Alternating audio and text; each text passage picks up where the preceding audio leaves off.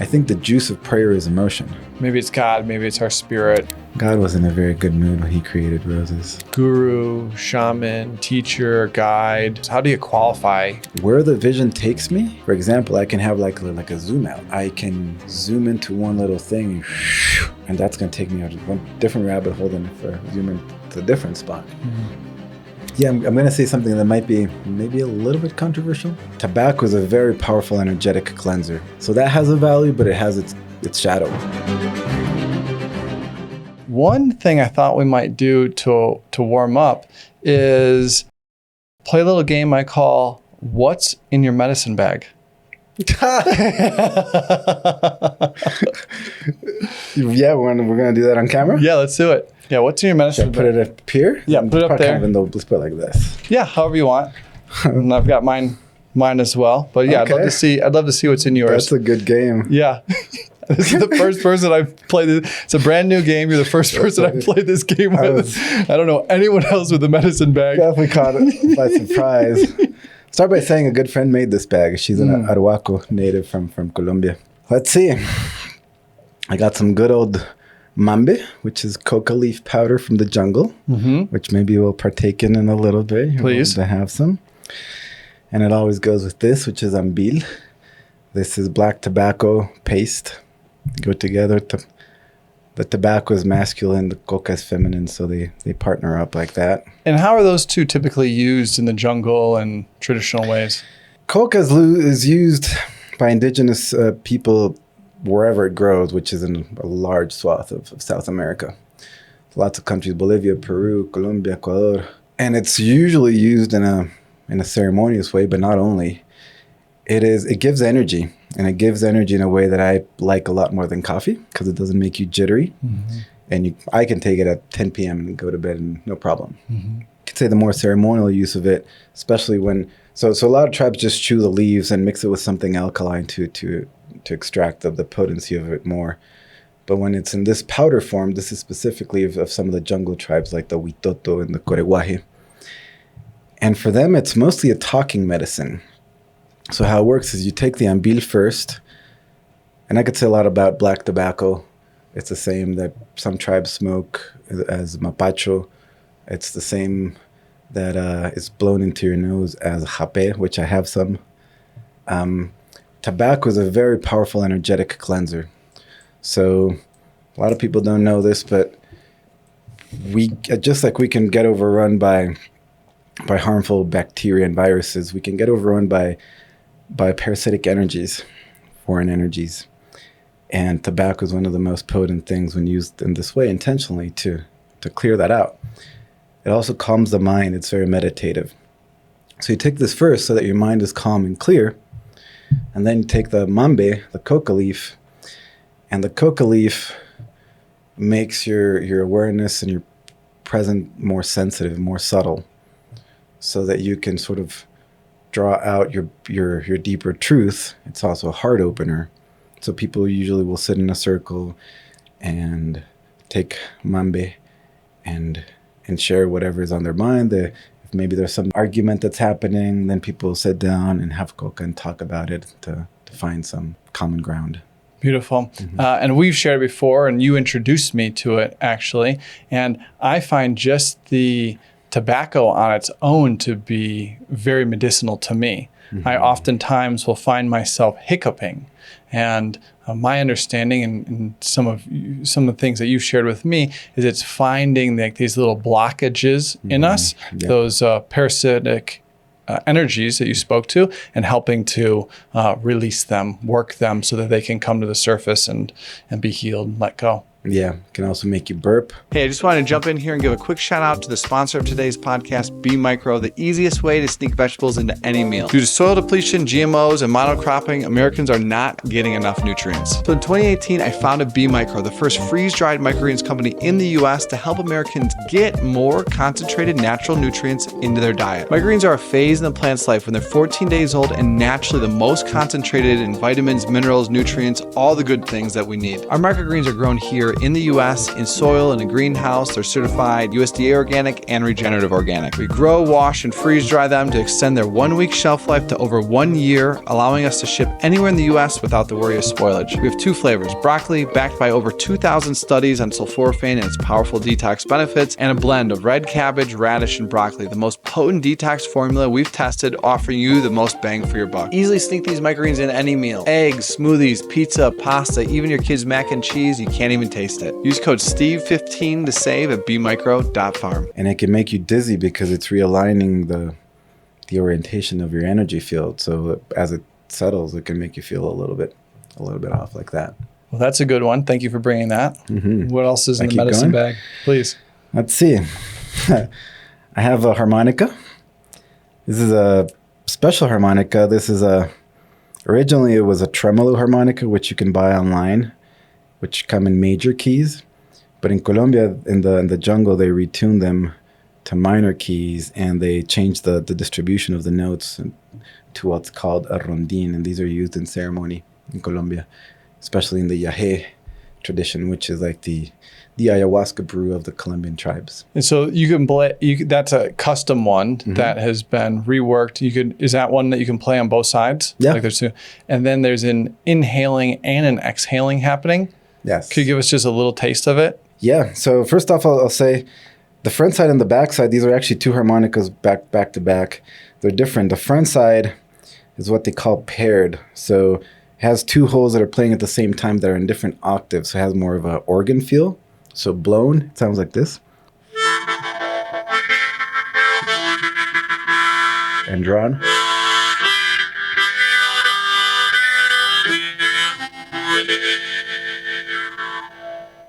And then the other side is still in tremolo form, but it's been retuned to minor. So it has more of a like an echoey sound.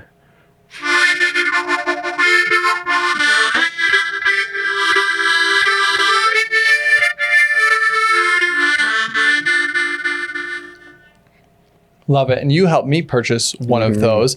And I find that to be a really fun car instrument. Just driving around, that's a fun thing to play with. This is like the original Walkman, the music you just put in your in your pocket.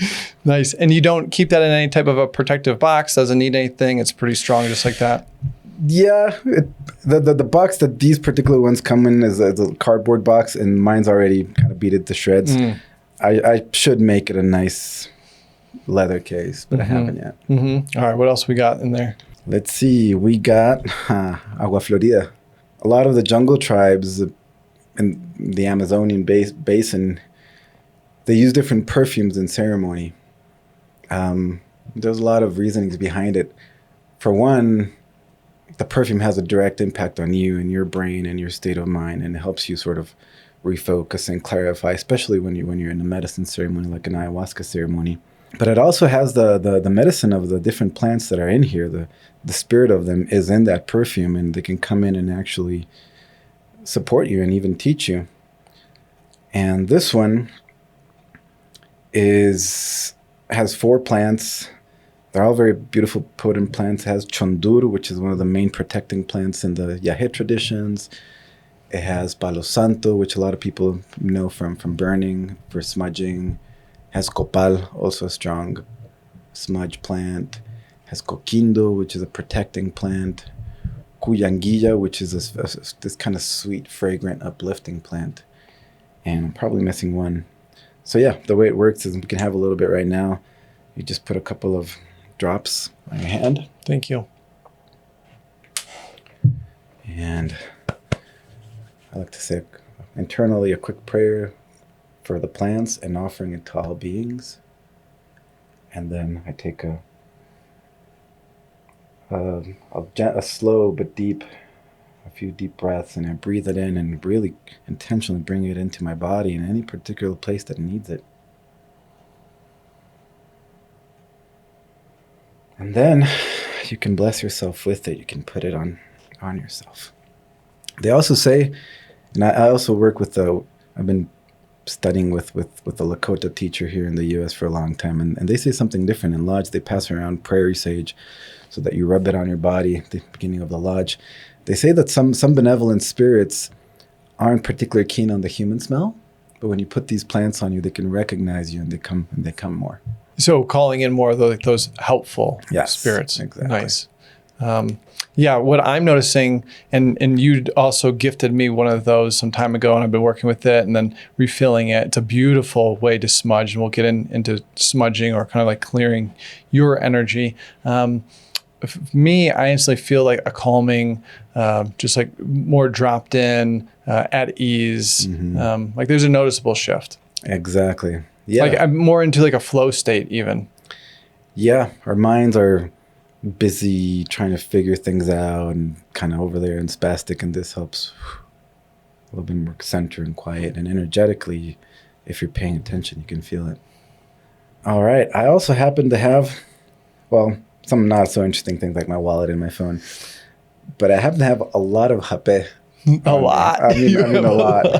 And an unusual amount. I was just with my friend David, and I'm traveling to Colombia. I'm moving to Colombia in a month, and he wanted me to travel with a bunch of hape. So I have different kinds of hape, and I'll explain what this is here in a minute. Let's see. Oh, never mind. I don't have that much. I pulled some of it out. I only have 3 of them. So hape is the same kind of tobacco that's in this called ambil, the tobacco paste. There's 2 species of tobacco. There's the normal one we smoke, and then there's black tobacco that grows in the jungle. It's stronger. And it's, again, all the tribes down there that where it grows use it. And hape, this powder, is ground up, dried, fermented black tobacco that's mixed with the ashes of different plants. So it has the medicine of the tobacco, and it has the medicine of whatever plant, and they mix it with a lot of different ones. The ones I happen to have here, this one is black tobacco and coca, same as this. This is black tobacco and sananga. There's a lot of sanangas. They're mostly used to cleanse the eyes. They're used by some of the Brazilian tribes like the Huniquin and the Yawanawa. So they extract this juice out of the roots and put it in your eyes, and it stings a lot. But it feels amazing afterwards. It really clears up your eyes, and it releases energetic blockages too. And I have this one called Murichi, which I've only used a couple times. But there's 2 ways of using it. You can administer it to yourself with a device like this. It's called a curipe. So you put a little bit of this powder on your hand. You load half of it, and you put the long side in your nostril and short side in your mouth, and you blow so it goes in. It stings. The first time you do it, it's a little bit of a shock. And the effect doesn't last super long. You could say maybe like 10 minutes where it's like very clear, and then it kind of slowly fades away. Again, it's one of the main things it's used for is for clearing foreign energy. It's very grounding, very meditative. And to some people, this might sound strange, who aren't used to working with plant medicines in the ceremonial context, but you're not just taking in the chemical compounds of these plants. You're bringing in the consciousness of the plant into you, and you're in relationship to it if you're open to it, if you welcome that in. And believe it or not, these plants, if you approach them with respect, with devotion, with openness, with gratitude, they want to teach us. So you take the hape, and it's like, to me, it feels like it starts scanning through my body. And every time I take it, it's different. It's like it bumps into a place where there's an energy blockage or something, and then that's where the sensation lights out. So maybe I feel this heaviness in my shoulder, or maybe I feel tingling in my stomach or something like that. It's helping clear and teach me what's there. So that's with the curipe. But it can also be somebody else can blow it into you with tepi. So this one I would load it here, and if I was going to serve somebody, I blow it in like that. Yeah, one nostril then the other. Yes. And then what is someone's kind of like breathing like when they are self-administering or receiving hape? 2 things. Right after you administer it, you want to breathe through your mouth, because you have this powder in your nose. If you breathe through your nose, it might go to your throat and make you cough. So the moment it's blown, you go, and keep breathing through your mouth until it starts to open up or until you blow your nose. And I'm definitely not an expert in these ways. This is a very deep, lifelong study. I've had the fortune to sit with some Huni teachers that come through Boulder and learn a little bit from them. But there's a whole art and science of how it's blown. Like when you're blowing for yourself or you're blowing for somebody, it's almost like how the medicine reveals itself, affects you. Half of it is the medicine itself and half of it is how it's blown. So you can serve yourself the same amount, the same kind, and blow different, and you're going to have a different experience. And you can there's, again, I'm not a super expert, but for example, there's this sort of short, sharp blow that they call the hummingbird blow. That's like, and it's kind of wakes you up. And then there's, for example, the very slow that starts almost imperceptibly and builds up very slow and long, which is the boa blow, which doesn't kind of smack you in the face at the beginning, but kind of builds up and goes very deep. So there's so many ways of doing it. And what about when being served? How much does that change the medicine depending on if who's serving it to you? Oh, but that's a huge deal, because it's not only the tobacco that's coming into you, it's the person's breath, the person's life force. So who that person is and where they are in their mind and energetically in that moment makes all the difference. If it's somebody that I trust, I prefer to be served because I can sort of be more present for it instead of kind of thinking about so many things. But I'm cautious of who I ask to serve me because of that. Their intention comes through with the medicine. And what about purging? Sounds like you have some experience with these medicines, huh? Yeah, that's a good question. Depending on how sensitive you are, how much experience you have, and how much you take, if you take a lot of medicine, it is likely to make you purge. And of course, in our Western culture, vomiting is this negative, horrible thing that we only associate with being sick. But in a lot of medicine traditions in the jungle, and also actually the yogis in India, they see the value of intentionally creating vomit because it is one of the most effective ways, again, of clearing energetically. So occasionally, if I'm in a ceremony, for example, and I just have some sense, maybe sensation in my body or maybe some intuition that I have something big that I want to get out, I'll go up to whoever is holding the ceremony and say, can you serve me a big one and blow strong? And I know that there's a chance that it's actually going to make me purge. So when people come to a ceremony where there's hape, you often bring a bucket, and that's not the most common. A small percentage of people are going to throw up, but you can definitely throw up. And it's like a thank you. It's not this gross suffering. It's you're relieving yourself of a burden. Yeah, there's appreciation for the purge, the vomiting, because it's letting go of something that just is no longer serving. Yep. Energetically, physically, emotionally, whatever it is, Yes. it is good. And I do have some experience with the hape, and I have purged many times, and it is very humbling. And I find it to be the tobacco, that masculine energy is an energy that I really enjoy working with, and specifically through the tobacco. What would you speak more to tobacco and just kind of the spirit of it? Who is the tobacco? Big questions. Again, I'll say I'm just a student on this path.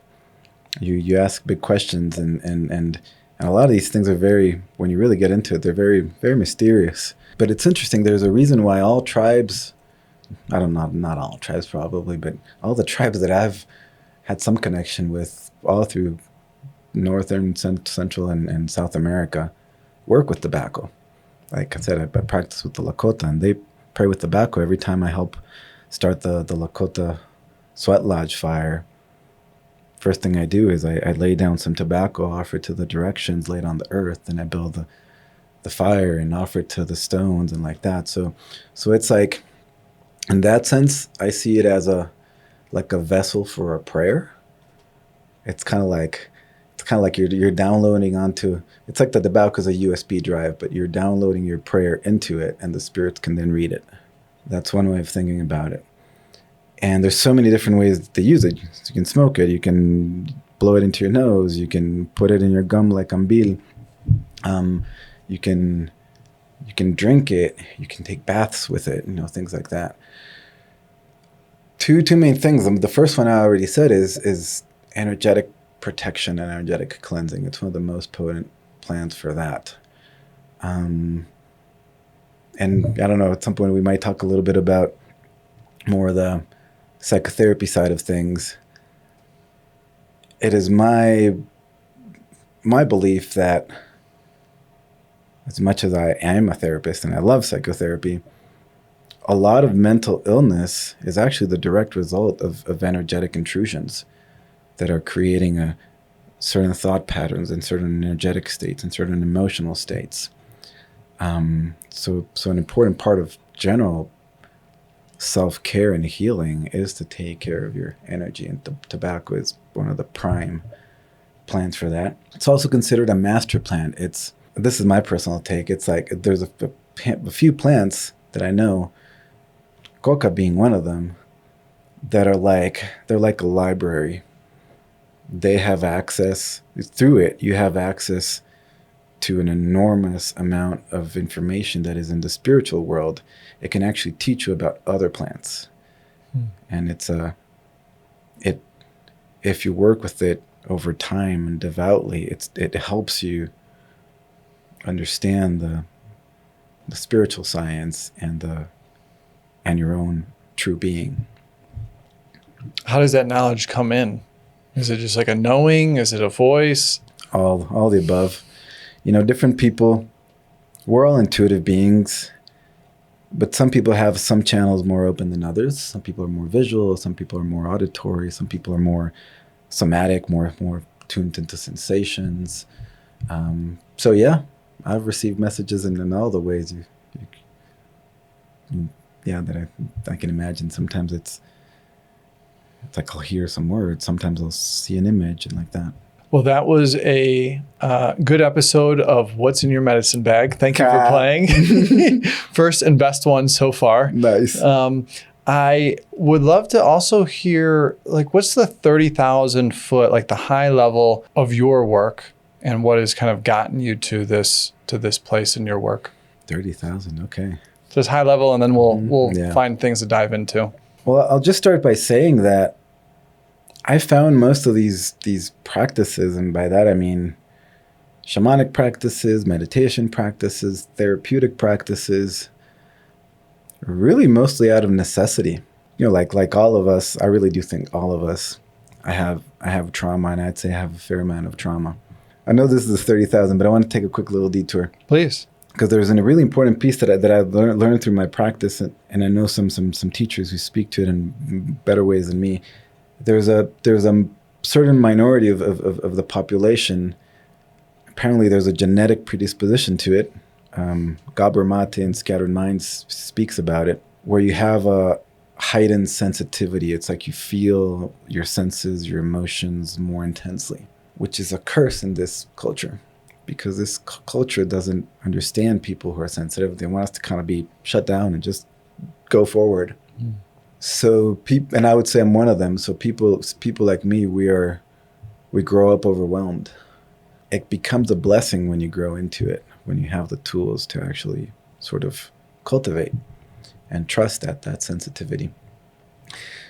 So I grew up extremely overwhelmed, anxious, depressed, suicidal, addictive, all the things. So I think I naturally sought out something that would give me some sort of ground, some sort of relief. I first found it through meditation, through yoga. I'm a yoga teacher. Shortly after, with the plant medicines, with a teacher down in Colombia. He was an Inga from the Inga tribe, Taita Jose. And later on through therapy, and specifically psychotherapy and somatic and parts work therapy. So really that's been my main journey. Is it's like I'm suffering, I'm freaking out here. So I started to find these tools, and eventually, as I started to feel how these things help, then the natural progression was, oh, a lot of people need this. How can I offer this? Does that make sense? Yeah. And then how did that bring you into, would you call it somatic therapy, or what type of therapist would you describe yourself as? After I'd been a yoga teacher for many years in Colombia, where I grew up, I was dating a girl who was coming to Boulder to Naropa to study contemplative psychotherapy, which is sort of Buddhism meets therapy. And I never heard of these alternative styles of therapy. I never heard about Boulder. And I came on an adventure, and I signed up too for that training. So that was 2012, and I received a great training at Naropa. But it was actually in some outside trainings that I did that I was exposed to, you could say, in-depth somatic psychotherapy. And the moment I saw that, I jumped on it. I was like, this is what works. Unfortunately, I think most psychotherapy, this might not be a very popular thing to say, but I'll say it. That's the kind of stuff I like to hear. Okay, good. I'd say most psychotherapy is about managing symptoms, which isn't surprising because that's the predominant Western paradigm also for the medical system or for anything. Like, how do we not have to deal with this annoying thing? Have a pill or something. Somatic therapy, when done in certain ways, you can actually heal. You can actually unburden yourself. Again, I gravitated to somatic psychotherapy mostly because it made sense in me. And once I experienced it in myself, even though I didn't really learn somatic psychotherapy at Naropa, that's the main path that I took. And I was invited to work for a few years at a pretty revolutionary clinic called the Innate Path, which used to be in Denver. It was the first above ground, meaning legal, medicine-assisted somatic psychotherapy trauma clinic. So that's kind of where I cut my teeth in this work and really learned how to do it. We worked with ketamine and cannabis because they were the only two legal substances that facilitated this work. So that's kind of where I got into the medicine-assisted therapy world. And interesting story, as there was a team of us, maybe 6 or 7 working there at the clinic, and none of us was trained in what they called parts work, or IFS, internal family systems. But as we were working with the body in these altered states, we spontaneously and intuitively, thanks to our clients' intuition, really found ourselves working with parts. None of us was trained again, but just from doing it, we started to realize there's something really powerful here in talking to each other and kind of making sense of it. So after that experience, I ended up seeing a parts work therapist for a couple of years, and that really informed the work that I do. So I mostly do somatic therapy and parts work, and I worked at the clinic for a few years until COVID hit. The clinic no longer exists. Now it's a training organization, so we teach therapists how to do this, innatepath.org. But now I have a private practice, or I have had a private practice for 4.5 years. And yeah, that's my psychotherapy in a nutshell approach. And how do you describe parts work? It's something that the rational mind doesn't make much sense, but if you allow yourself to try it and to really to dive into it, it is just incredibly effective. And the reason why I think it works is because the mind, we have the conscious mind, which the part that we're used to, which could be likened to the tip of the iceberg, and then there's everything else, which is enormous, which is the subconscious. And really, when we want to heal, we have to deal with the subconscious. That's where all our everything, all our memories are there, all our trauma is there, and even suppressed memories are there. So the subconscious has a different way of working. It has a different language. It is abstract, it is intuitive, it is nonlinear, and above all, it is symbolic, it is metaphoric. That's the language of the subconscious. So, for example, dreams. A dream is you could say it's a metaphorical representation of situation and a feeling state that hasn't been resolved. So the story unfolds in our dreams that isn't true, but the symbol of what it represents is pointing at something that's true.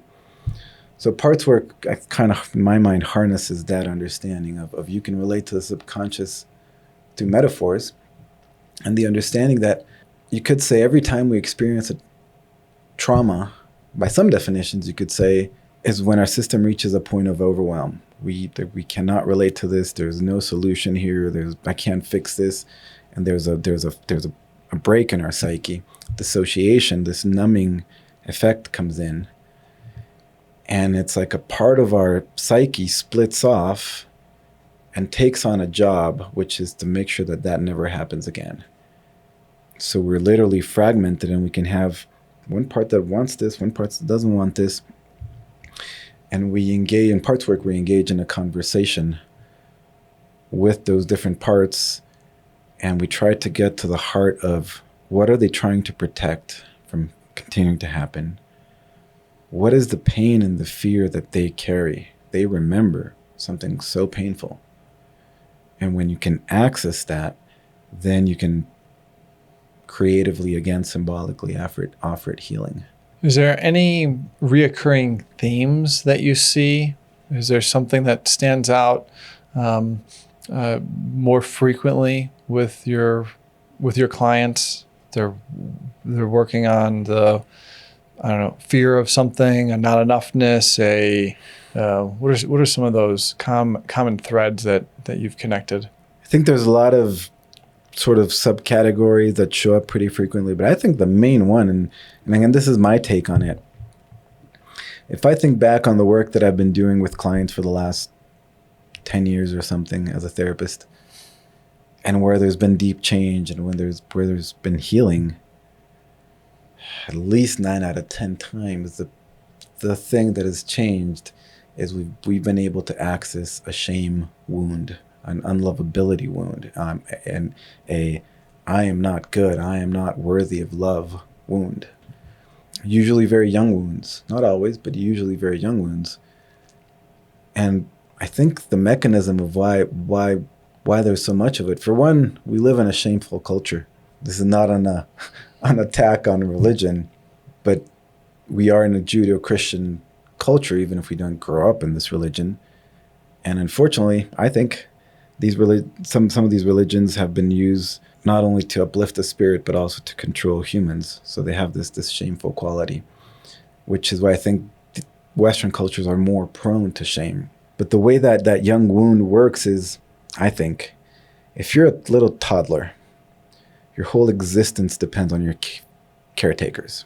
And if you have an experience, and probably a recurring experience, in which your needs are not being met, you're not being attuned to, maybe even worst case scenario, your parents are dangerous, or maybe just very unpredictable, then it's easier for the toddler's psyche to create a foundational belief that goes something like, instead of the clear seeing, which would be, oh, my parents have a ton of trauma and they're overwhelmed and they don't have the capacity or the tools to tune to me.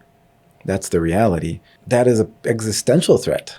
If my parents don't have their stuff together, then my survival is at risk.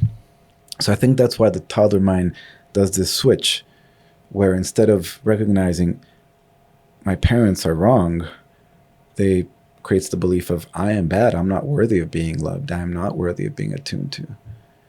And I think everybody I've ever worked with probably has those deep wounds, and they're usually what's feeding everything else. The depression, the compulsion, the anxiety, you name it. And where do plants come in supporting the relief of that shame? There's two bits. There's the relief, and then there's the healing. They're different. And that's also a huge question, because when you say the plants, it's like this whole universe of the plants. I'm just giving you free rein to go nuts. Okay, rein me in if I'm getting out of hand. You're crushing. Let me see. I'm going to sort of focus the answer in terms of ceremonial plant medicine, because you can use plants as nutrition, you can use plants as supplements and things like that, which is your specialty. And I guess I'm gonna take a crack at that one, because that has its place in them. I bet you could speak to this too. When we take care of our body in a good way, like that, with healthy, full of life food, then everything changes. Our mood changes. Our mind is more clear. We get to exist in a more alive, vibrant, present way. And that is a relief, that in itself, because this shame is constantly creating a disturbance in our nervous system, a disturbance in our mind, a disturbance in our emotions. And that's like a salve of, oh, this is going to make it feel a little bit better, or maybe a lot better. From the spiritual side of things, meaning ceremony work with these plants, and again, that means a million things, but I think I'm going to focus more on psychedelic. Not biggest fan of that word, but let's use it. Psychedelic ceremonial use of plants. Things like hape, things like ayahuasca, peyote, wachuma, mushrooms, not a plant, but nearby. Mm-hmm. Then there's like a whole other conversation that opens, because people do that in ceremony in very different ways, and the end result can be very different. What I mean by that is, a lot of people go to these ceremonies not to dig deep and heal, but for relief. And you can do ceremony the rest of your life, and it can be very helpful, and helping you kind of hover above your wound, above your trauma. It can help you bypass, basically, in a way that can be very relieving, and it can have value, because you can touch into these states of where things feel lighter, and it's love, it's all love and light and things like that. And a lot of people go to the ceremonies in that way, and a lot of the ceremonies are facilitated in that way. So that has a value, but it has its shadow, right? Because if you're not taking care of the wound, it's still gonna come out, and sometimes the more you try to avoid it, the harder it comes out sideways. So there's a risk there. But you can also work with these plants on deeper healing. And how you do that is endless, but I would say a lot of these plants will make you uncomfortable, at least at some point. Sometimes they'll make you very uncomfortable often, right? You can go sit in an ayahuasca ceremony, and maybe one person is super blissed out, and the other person is throwing up and rolling around in the ground in pain and feeling like they're dying. Fear and So I loved what my teacher down in the jungle. I spoke about the teacher that I had. He died 6 years ago now. I've been studying with a Cofan elder in Colombia, and last time I was down there, I heard him say a couple of things that I really loved. He said, the plant doesn't make you suffer because it's mean, because it likes you to suffer. The plant makes you suffer so that you can see your sickness.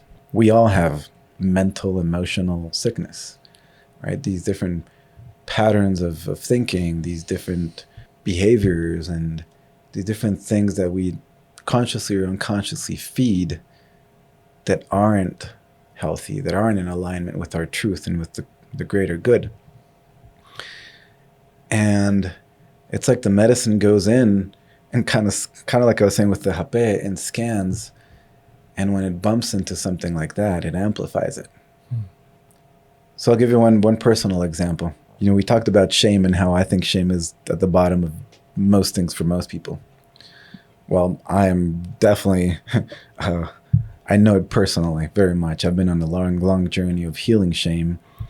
There's been a huge transformation, and there's a lot left. I was in a ceremony a couple months ago. It was a peyote ceremony with Huirarica from Mexico. That's the original peyote people, the ones that have been working with this medicine for the longest. At first, I was having a great ceremony, meaning pleasant and comfortable, right?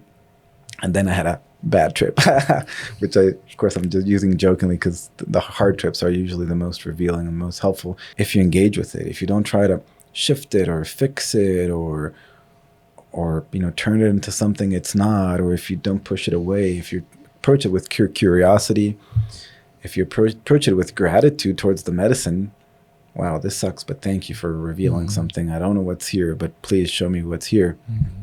Something like that. I had one of the most unpleasant, painful trips I've ever had. Painful, I mean mentally.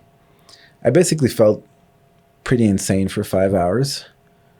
I felt like my capacity to focus my mind went out the window for 5 hours. And the internal process would look something like this. Be like, oh my gosh, I'm so scattered. Focus on your breath, focus on your prayer, focus on the fire, whatever it was. And I had the capacity to do that for 2 seconds.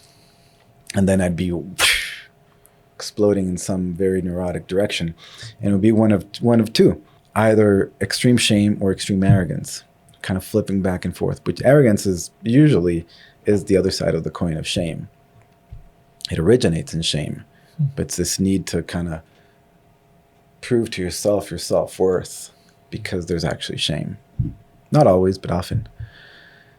And I was just in that state in a more intense, it was a very familiar state because I've been paying attention to my shame for 10, 15 years, but I've never experienced it so intense. It was just completely taken over by it. So I'd be there, focus, and then, oh my gosh, my spot is kind of messy. I think everybody's watching it, and I think that they're upset at me. And somebody looked at me weird. And yeah, they definitely think that I shouldn't be here. Kind of like that rapid fire, shameful narrative by times 100. And then all of a sudden I'd switch into arrogance and I wouldn't even know it. And I'd be like, oh, yeah, people here really, I think I'm impressing them. Look how I'm sitting. Whatever random thought or could hook onto arrogance was doing it. So again, I got smacked in the face with the most extreme version of that suffering that I ever had. And it was so powerful and so revealing because I got to understand some of the deeper mechanisms of it, some of the deeper spiritual mechanisms of it, because it's not just trauma, oftentimes, definitely not just trauma here. And for the last 2.5 months, because I saw it in its full expression, I can catch the more subtle versions of it in the daily life. When a little thought like that pops in, I was like, oh, this is my sickness. And again, 9 out of 10 times, what that wound needs is love and unconditional kindness. The risk is going too fast to love and not allowing yourself to feel what's there, which is a lot of people do this. They feel the discomfort, they feel the pain, they feel whatever, and they're just like, I'm just going to love this to death and fill it up with a little divine light. And that's important, but that's the next step. I think first you have to know the wound. Diagnosis is half the cure. If you know very clearly what it is and where it's coming from and how it sits in your body and the images and words that it's creating in your mind, then you can know what it needs, what particular flavor of love and kindness it needs so that it can heal. So yeah, thanks to peyote for revealing my insanity in a way that I never felt it. And because of that, I feel like I'm getting more traction in my personal work of healing. In this case, it's both a lineage wound and a right from birth wound. So some people might be scared to try these sacred plant medicines out of fear of they're going to have a bad trip. And what I'm hearing you saying, and what I've experienced for myself, the real challenging experiences have the most opportunity for growth. Can be the most gold, the most treasure, and healing there. Yeah, there's a big caveat to that. Can be, because the bad trips can also be very damaging. Everybody has a certain tolerance to physical, mental, and emotional discomfort. And it's very easily, for example, if you're sensitive and you take too much medicine, that amplification of whatever sickness is there is so extreme that you're completely overwhelmed with it. You can't be present with it. You can't work with it. And then you're just in the hell realms. And that's not helpful. And it actually can be traumatizing. Mm-hmm. It can leave your nervous system, with the permanent residue that's not helpful. And the other thing is, this medicine path is intense. It's extreme by nature. It's not for everybody. Definitely not. A couple of things. It requires a basic amount of stability, internal stability. If your corks pop too easily, it's not helpful. It's just going to, throw you for a spin for the next 6 months or something. For example, one of the things these plants do, let me backtrack. There's naturally a veil between the conscious and the subconscious. If we were constantly present with our subconscious, we wouldn't be able to function and drive a car or something. It's just too much there. So that veil is important. It keeps things from just being overwhelming all the time. In the same way, there's a veil between the physical, material world and the spiritual, invisible world. If we could see all the time what's here spiritually, we would probably be very overwhelmed too. Mm. And these plants, they make that veil more permeable, so we can get to know our subconscious, so we can get to know the spiritual world directly, experience it. And that's a lot to take in. Mm. It changes our whole paradigm of what reality is and who we are. And that can be I saw this documentary recently of a ayahuasca healer, and she said something like, ayahuasca will kill you. And she's saying it will eventually, bit by bit, kill your false sense of identity. Yeah, that's the documentary that Charles was on here. He's actually dating Tatiana. Nice. and did the documentary for that. And that's Tatiana. It will kill you. And I've heard some teachers say maybe it's good to die as much as maybe every weekend. Yes. all ceremonies, and they literally prepare you for death, mm-hmm. for physical death. But what I'm saying is some people are not ready to have their paradigm shifted. It's too scary. It's too confusing. And if they don't have that kind of ground inside of them, that's why most circles will screen for people that have a big history of psychosis, for example, or other extreme. What's an example of that? Psychosis? Mm-hmm. In the Western medical psychiatric paradigm, it means people who are hallucinating, hear voices and see things that aren't there. I think it's a lot more nuanced than that. I think our mind can definitely create any projection. And I think that people that have psychosis often are very sensitive people who are also tapping into the spiritual world and seeing and hearing things that are there. It's a bit of a mixed bag. But it's happening in a very unstable way. So maybe that veil is a little bit more permeable for them, and they're in that spiritual world or that other dimension, that other place, in a way that maybe it's out of balance or not that helpful. Mm-hmm. Yep.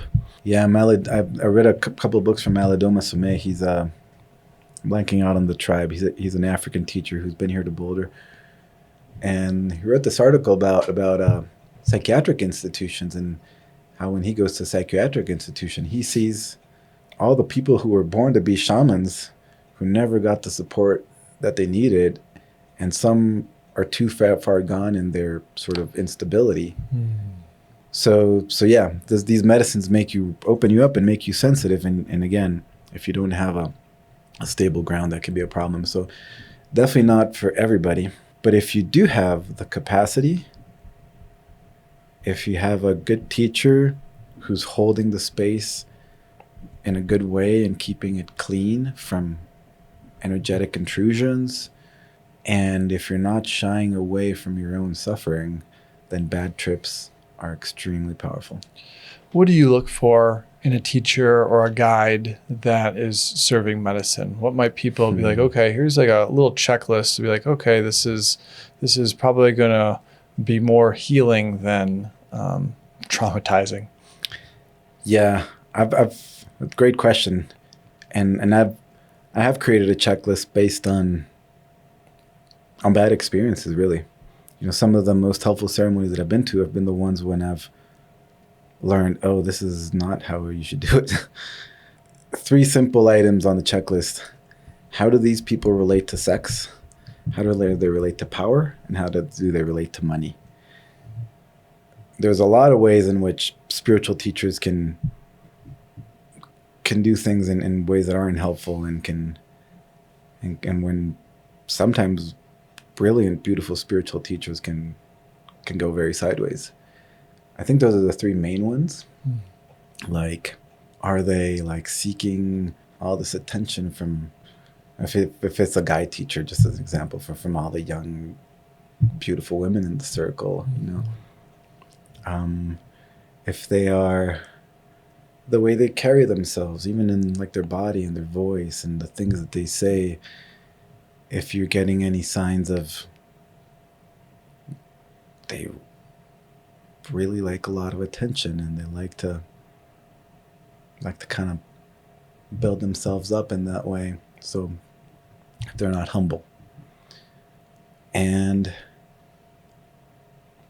money is a tricky one because we all, most of us at least, have to pay rents and mortgages and stuff.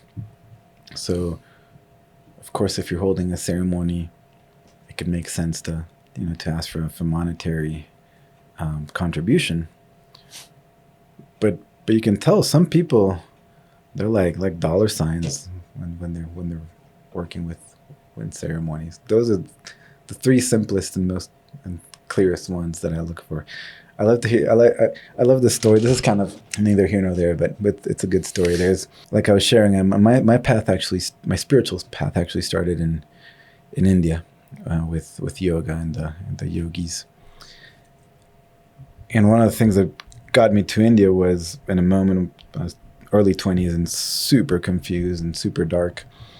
I read an autobiography of a yogi by Paramahamsa Yogananda, and there's the stories of his teacher, Swami Shri Yukteswar, and how he would find a good guru. Because all these so-called teachers would come through and claim all these things and speak so beautifully. So he would sneak into their house and hide under the bed and just be there for a day or two and get a sense of how these people would be in their private life. Are they actually walking their talk? Mm-hmm. And he did that with a few of them and caught them saying and doing things that were not in alignment. And eventually he met his teacher, Lahiri Mahasaya, and he snuck under his bed. And Lahiri Mahasaya walked into his room, sat on the bed, and just said, "You can come out now." And eventually he became his guru. So there's different names. There's guru, shaman, teacher, guide, curandero. Could you help just shed light to what are these different names? How do you qualify in your mind to be have one of these titles? Yeah, again, that means a lot of different things in different traditions. But I'd say a lot of these titles, and here is a sign of humility too.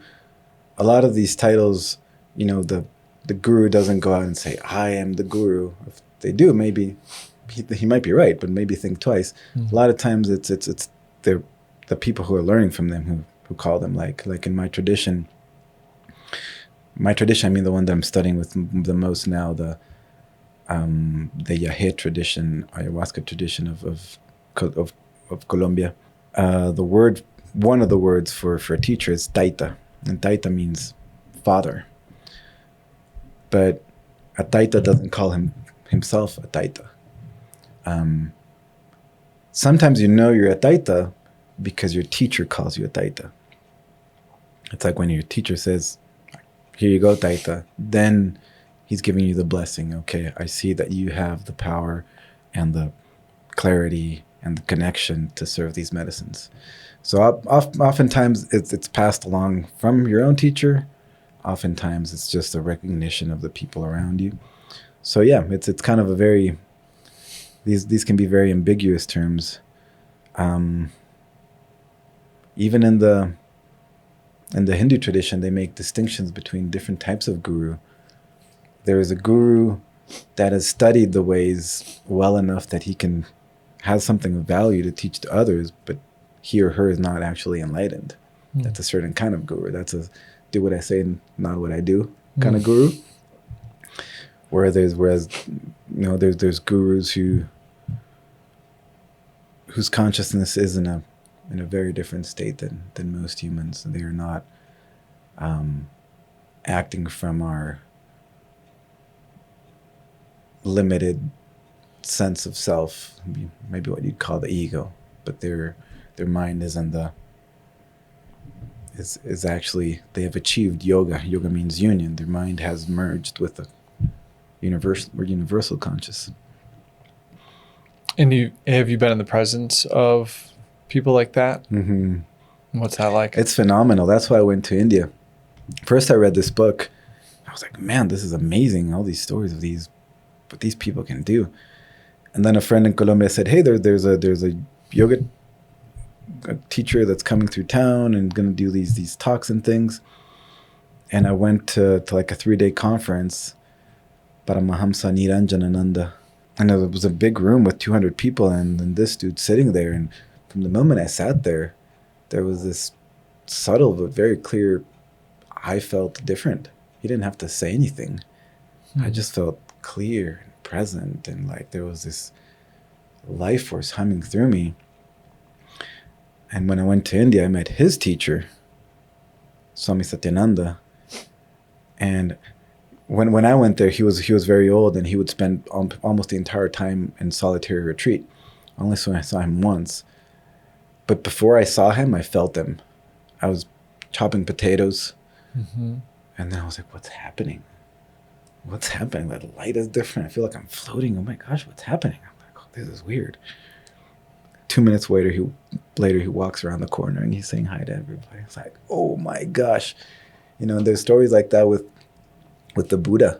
Most humans, your energy field is literally about 3 feet away from your body. This sounds super kooky to most people, but you can actually measure it. There's devices that can measure it. And there's stories, for example, that the Buddha's energy field was like a mile long or something, and he would walk into a forest, and all the animals, just at a certain distance, would just change their behavior. They would all chill down and like just kind of in reverence. So yeah, it is a remarkable thing being around a human that exists in freedom. And is the medicine path, maybe that's just a fraction of how someone is working to get to that place of freedom, what might be a first medicine that someone could sit with? Maybe even just on their own. If they want to just sit on their own, what's like easing a path in for someone? This podcast is brought to you by Be Micro, organic freeze-dried microgreens for easy, natural nutrition. Sprinkle them on any meal and enjoy the benefits. Shop now at bemicro.farm and use code STEVE15 to save. Good question. I think most healers that serve any of these medicines account for that. So, for example, I sat with a Huni Queen elder 2 weeks ago. It's from a tribe in Brazil. And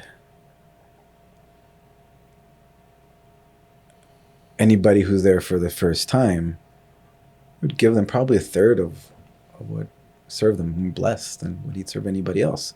It's like, we don't want you to just be blown out of the water. You just want you to meet the medicine. And 3 hours later, if you're not feeling anything, then I'll give you another little bit and like that. So that's kind of built into most of these ceremonial spaces. Getting to know you, like kind of like a handshake before we jump into full relationship. Yes. All of these things that I'm saying are like, it's like this, except when it's not. Right. All these exceptions. Sure. But generally, I'd say mushrooms are a little bit less uncomfortable than ayahuasca. So if you're curious about this and you're like, oh, maybe ayahuasca too, maybe try a low dose mushroom. What's a low dose? 0.5 gram to 1 gram. Yeah. Of normal average strength of mushrooms. Not some extract or gummy or something like that, just normal dried mushroom psilocybin. Yeah, if you have an extract, you have to make the conversion of how much psilocybin is in there, and I don't know those figures. You know, most people haven't really had much exposure to ceremony. And ceremony in this context, I think, is essential because, you know how I said these medicines kind of make the veils more permeable. Our energy field that's 3 feet away from us, something like that, the outside edge of that is supposed to be a barrier.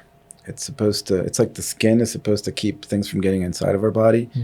The edge, the shell of that field is supposed to keep intrusions out. And that edge becomes very permeable. So if you're just, I don't know, taking mushrooms at a show or something, which of course so many people have great experiences with, and that has its value. But if you think about it, you know, maybe they're having a good time and they're dancing. And dancing can help, like anything, yoga, tai chi, things like that, can help release foreign energy actually. So people are purging stuff just by dancing. And you're like wide open. And if you're not intentionally careful, you know, you're likely to take on stuff. Not only might that create more of a bad trip, and by that I mean one thing is to have an uncomfortable trip, another thing is to have an energetic intrusion while you're tripping. That is not usually that helpful, and it can be very unpleasant and even terrifying. So if you're not in an intentional space where you've put some basic safeguards into your space to minimize those intrusions, then you're more likely to not have a not so great experience. And for anybody who's curious about, you know, what are those safeguards? I mean, I could talk about the next 10 hours of things you can do. It gets pretty complex and pretty deep. But some simple ones. Smudging. I know you're a huge smudge fan. I've been waiting for this moment. Talk smudging, yeah. And other safeguards too, but yeah. So I always find it interesting when I look to cultures across the world that do things that are very similar in the ceremony spiritual world. It's like if humans that are crossed oceans, and of course there's cross-pollinating of cultures, but if humans have come to the same understanding that if do this certain kind of thing and it helps in this certain kind of way, it gives it some credence. And most spiritual traditions burn certain plants and other elements to cleanse the space. So just like we take a shower to clean our body, our energetic field, like I've been saying, can gather gunk and stuff. And energetic hygiene I think is essential for well-being, but also for mental health. And one of the simplest ways of doing that is smudging. So get yourself some little container and like a clay dish or a shell or something. And there's what you can burn. It's kind of endless. And in every land around the world, there are things that you can use for smudging. The most common ones here on this land literally grow in the foothills is white sage, which is different than, not white sage, prairie sage. It's these little whitish kind of furry plants. It's different than white sage, which is what you get in the bundles in the kind of esoteric shops, which is great too. But it's nice to get it yourself around here.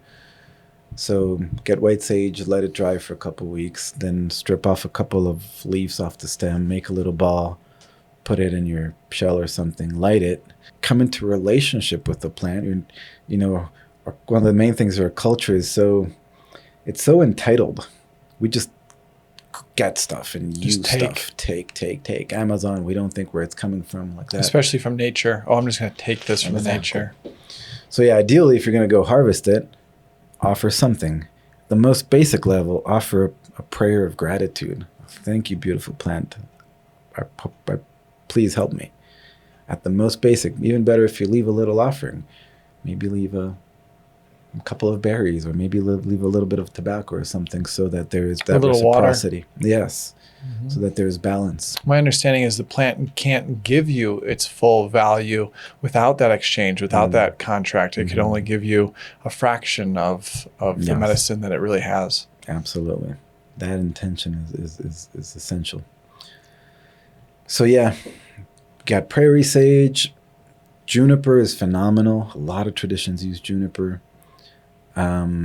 Which is of the cedar family.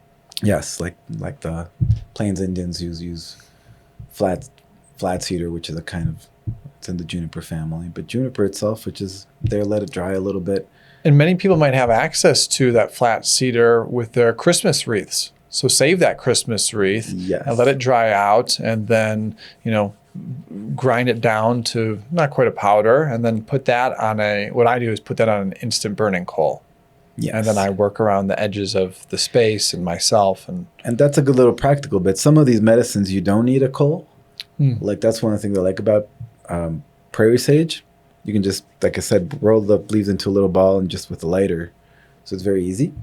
And light it so it starts to, not keeping it on fire. Yeah. You might have a flame for a little bit, blow it out, and then let it smolder.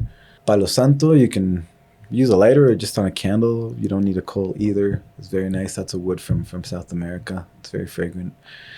And then when you burn it, again, be in relationship with it. Pray with it. And I'm using the word pray, very loosely. It's kind of a loaded word for a lot of people.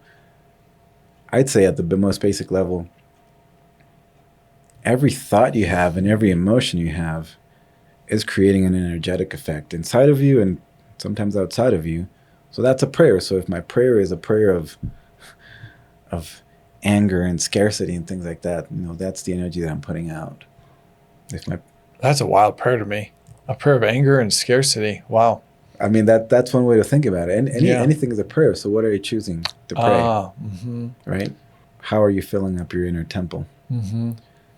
So in this case, the prayer is at the most basic level, thank you, respect and appreciation. And then you can kind of bless yourself with it. There's that little smoke that's coming up. You can wave it over yourself to cover your whole body. Maybe you want to get your back, make sure, because ideally you want to really fill up that whole energy field with this good smoke that is clearing things out there that aren't helpful. And why is it so important to get your back? All our senses, most of our senses are pointing forward, so our consciousness is kind of filling up this space. We don't usually have a lot of awareness of what's back there. So it's just easier for something to latch on behind and not be noticed. So there's energetic, there's things you can do with your visualization and with your mind and with your breath to also kind of clear out that space behind you. But yeah, smudging your back is nice. And if you're really paying attention, and this is kind of where the somatic piece meets the ceremony piece, the basic tool of somatic work is interoception. It's a fancy word that means feeling your insides. And most people in this culture don't have great interoception. We have signals in our body all the time. It's like there's like a twitching over here, and there's tension over there, and it's hot over here, and it's sharp over here, and it's bubbly over there, right? There's all these different sensations. But because we're so cerebral and awareness tends to exist predominantly in our mind, there's like a disconnect, and we're not really catching those signals. And it's something that can be cultivated. Interoception. There's actually remarkable studies that show people that have better interoception have better physical and mental health, better relationships. They do better at work. All these things. So it's something you cultivate. You literally point your awareness. It's like awareness itself has this observer quality, and you can I liken it to a flashlight in a dark room. You can point it somewhere. I can decide to feel my left knee. It's like I'm pointing this light towards the left knee, and whatever's there then reveals itself. And the more you do that, the more you start to pick up on the subtleties of the sensation. And the reason I was saying all this is because it's very subtle, but if you're really paying attention to your body, when you smudge yourself, you might feel little shifts. Something just kind of energetically feel like a little movement or a pop, or your mind clears up a little bit or something like that. So it's very practical. Smudging your space too, because it's not just your body that accumulates things. Your physical space, your house, your office, your car, energy can get stuck there. So, as you know, you like to smudge a lot. It's a great practice. Maybe once a week, light one of those coals, and if you're smudging your space, I'm about it twice a day. Yeah.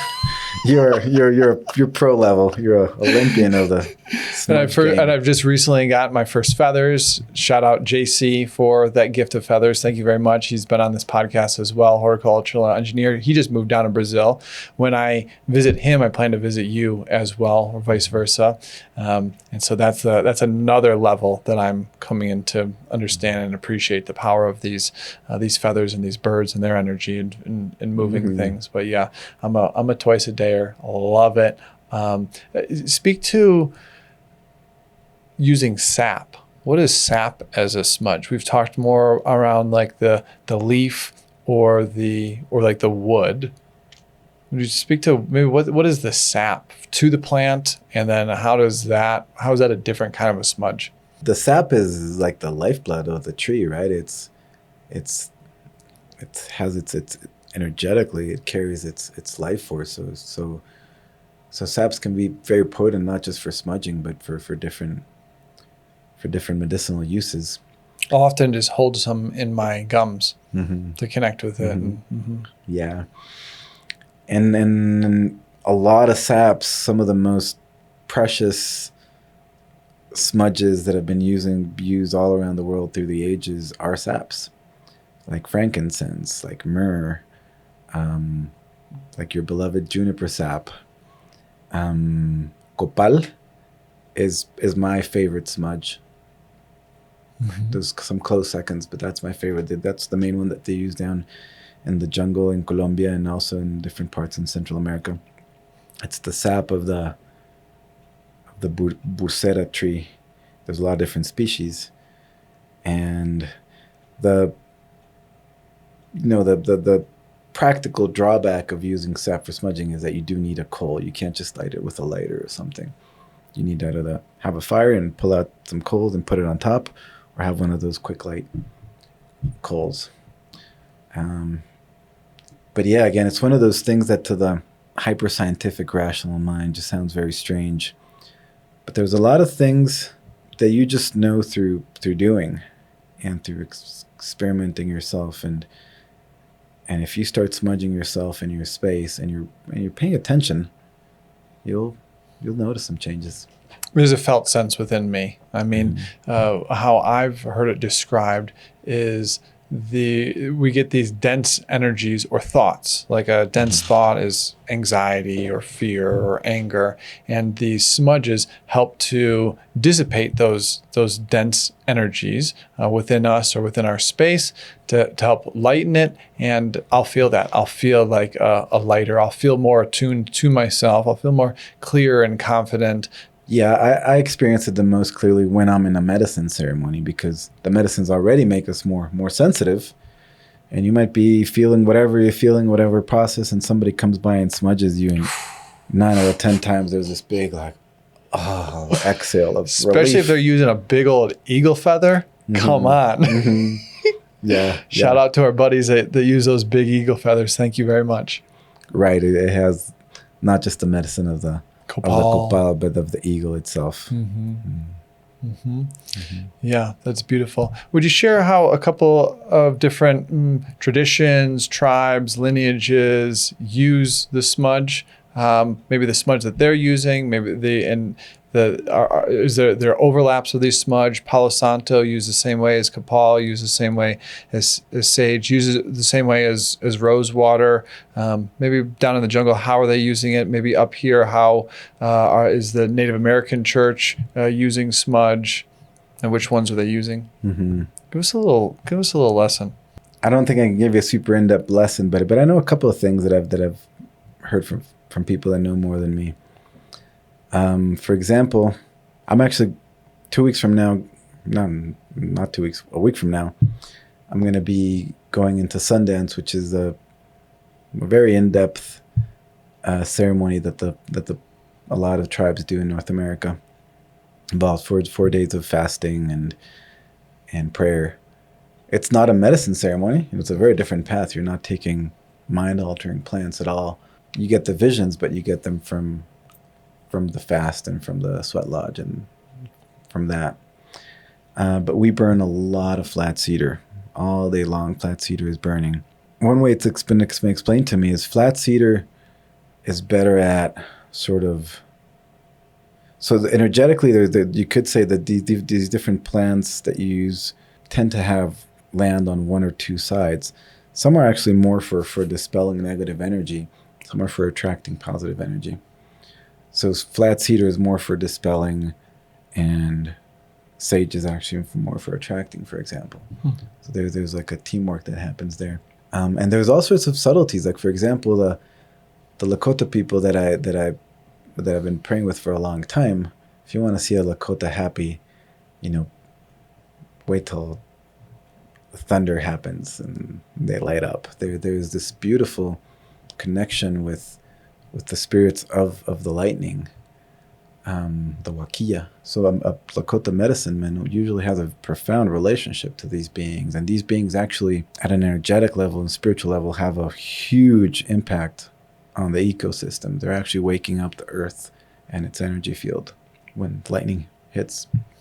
So medicine men in these traditions, they work with the Wakia. They have a relationship to them, and they pray with them and ask them to help.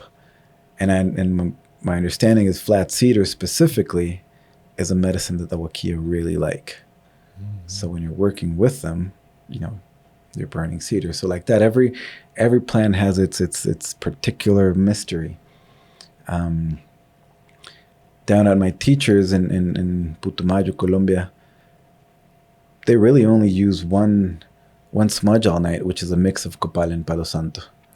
Okay. And I don't know the intricacies of that, but my intuition tells me that there's a little bit of that teamwork there. I think copal can be more of kind of banishing, and palo santo can also be more inviting. In a similar way, I'm getting away from smudge here, but this is one of my favorite kind of plant teamwork bits. Is in a lot of traditions in the jungle they use black tobacco, mapacho, or normal tobacco. They smoke it, so they usually don't inhale it. And it's used again to clear the space. Sometimes you'll blow it on yourself to clear yourself off. And they also use agua florida. And those work in that way. Tobacco drives negative energies out. Agua florida calls the helping spirits in. And is it important to do both as you draw something out? Does that leave a gap that is best to be filled, or it's going to get filled? So intentionally fill it with something good? Yeah.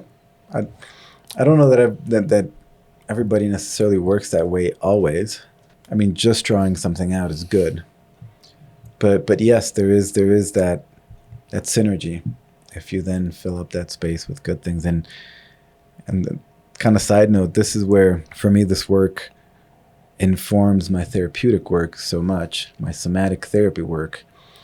One of the things that I help people do with somatic therapy is through interoception, through this deep feeling of the body, and again, through not trying to fix or calm down or relax whatever intensity is happening, but actually, on the contrary, trying to amplify it so it can communicate what's there. If you do it in a certain way, a lot of people will eventually find that their body takes over and starts doing things that are not volitional.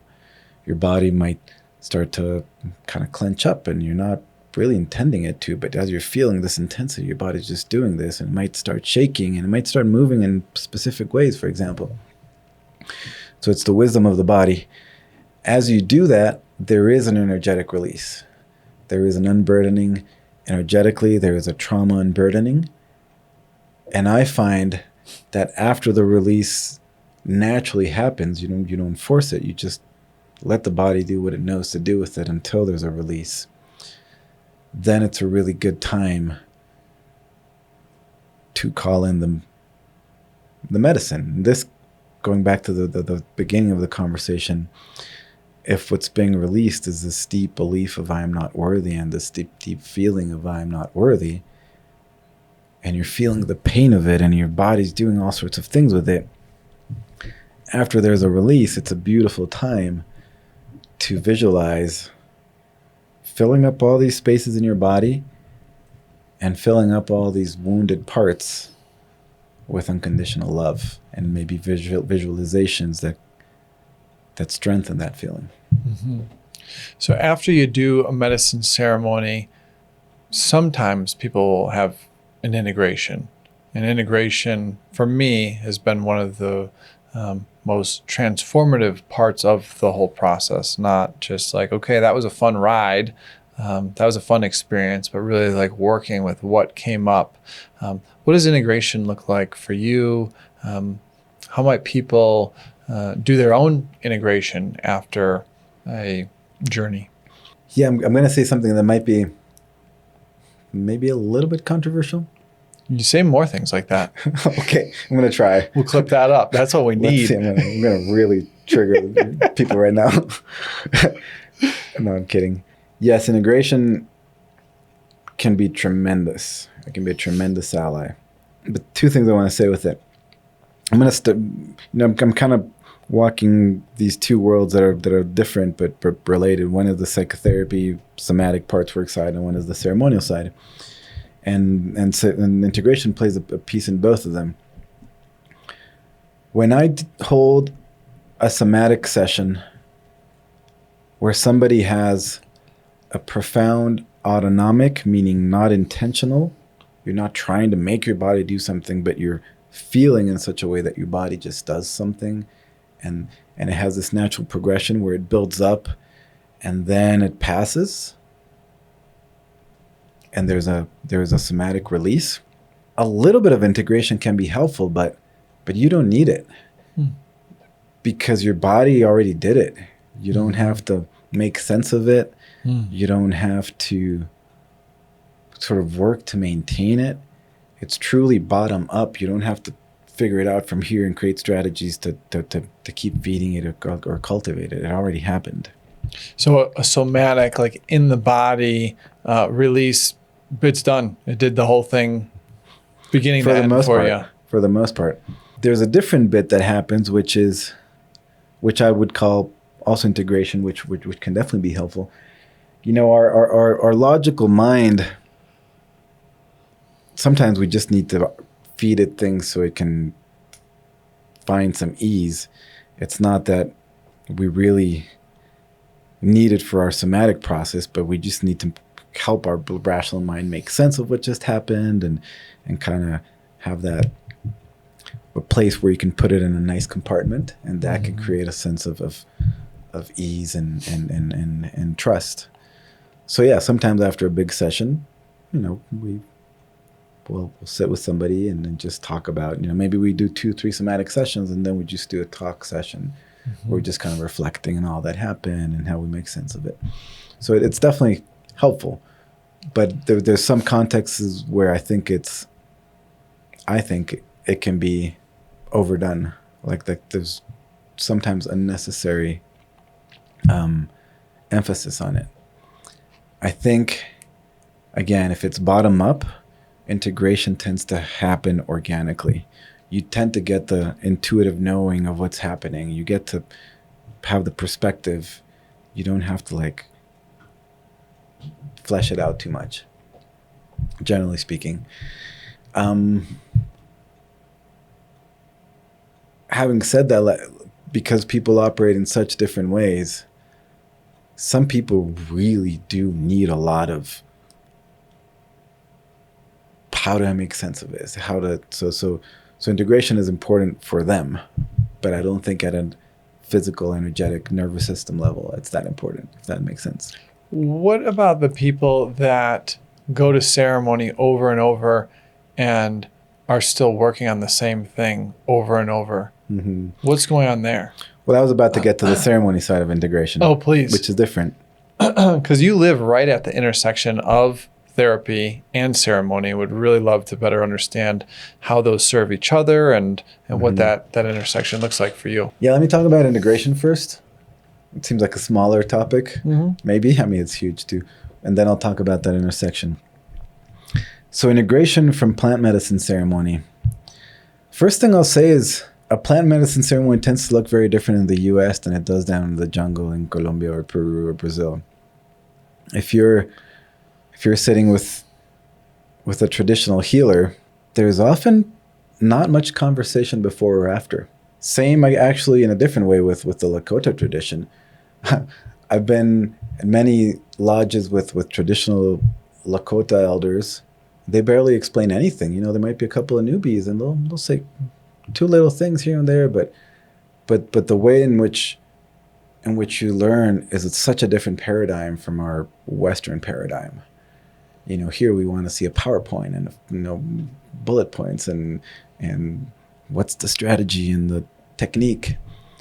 And I've sat with a few non-Lakota people who learned the Lakota ways and are very devoted to it.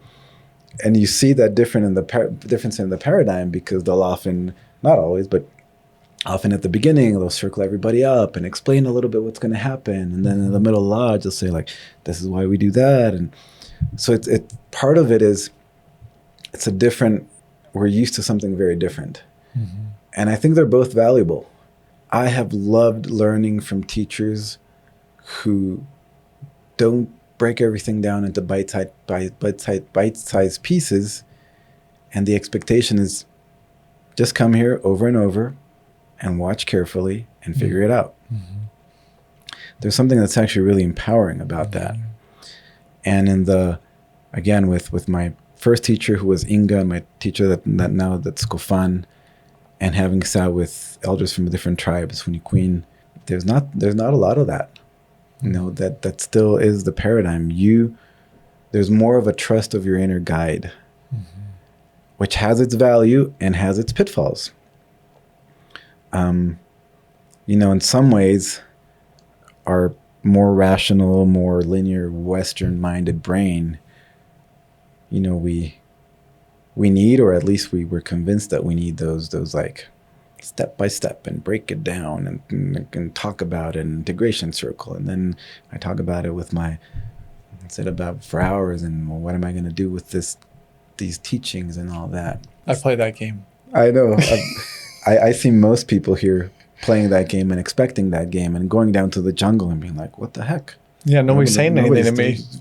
I need people to tell me where I can stand and what I can do and all of that. Yeah.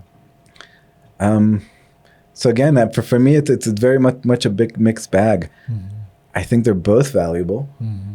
And also when I've been to a sweat lodge with the dude that's been doing it for 30 years and they start breaking down, and, you know, in a lodge, I might hear 3 or 4 things that I haven't heard going to 10 years with a traditional elder.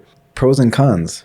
Pros, you have all these mental references of how it's supposed to be.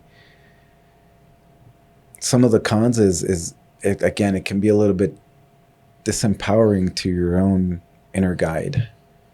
And 2,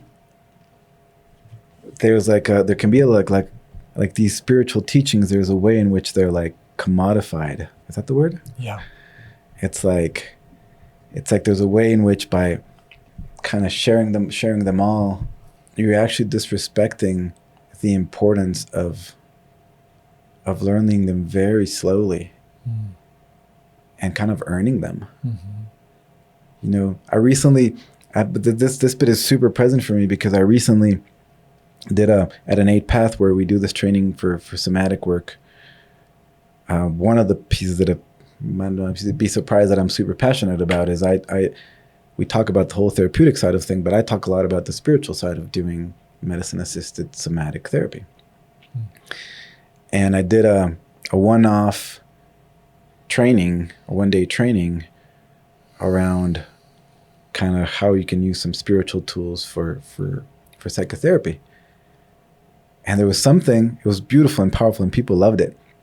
But there was something that felt a little bit out of alignment for me of just kind of dumping all this information that I've accumulated painstakingly for 20 years. Mm-hmm. It's like there's a way in which it disrespects it. Yeah. So, tricky line. And I think the balance is somewhere in the middle for us who grew up more in the Western mind. Yes, those kind of like guardrails, go here, do this, can be helpful. But there's also something really powerful in the not knowing and just going slow. In terms of integration, yeah, for some people there's a lot of value in sitting with somebody who has more experience and going through all the little details of what happened and how you're related to it, and maybe building up some tools. Because one of the hardest things with the medicines is it's not like this passive thing where you take the medicine and you lean back and show me what you show me. It's completely an interactive thing, and the medicine is going to reveal completely different things depending on how you're engaging with it. Mm-hmm. Even how you're holding your body. Mm-hmm.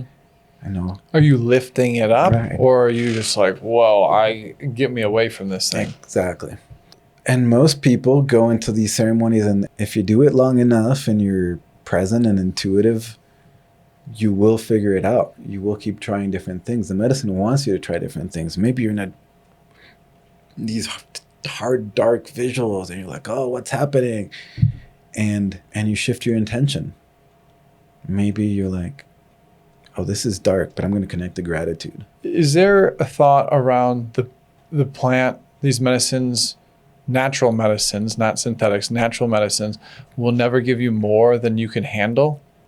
Maybe there's people fearful of like, whoa, it's going to be too much. I'm going to, well, number one, overdose. Number two, it's going to break me, or it's going to change who I am. Did you ask about synthetics or plants? I didn't catch that. Well, I think plants first. Mm-hmm. My opinion on synthetics is you can overdose, but No, I actually do think that you can take too much medicine for sure. I actually see people, I think, making that mistake where they don't have the experience and they think that it's kind of badass to have 3 big cups of medicine or something and go to places that don't seem that helpful to me. I mean, who am I to know in the big scheme of things? But I do know personally and from people very close to me who do this that my take is the medicine can be so intense that your capacity to be present with it goes out the window at some point. Okay. And that's where it can either just be not helpful, that you come out of there thinking like, wow, that was strange and intense, and wow, is it helpful? I don't know. Or it can be downright traumatizing. It can be so terrifying that you can be left with your nervous system kind of in shambles for a while. And yeah, sometimes those massive amounts can be just exactly what's needed. It's tricky, but I generally recommend to people, go slow. Mm-hmm. Low and slow. Mm-hmm.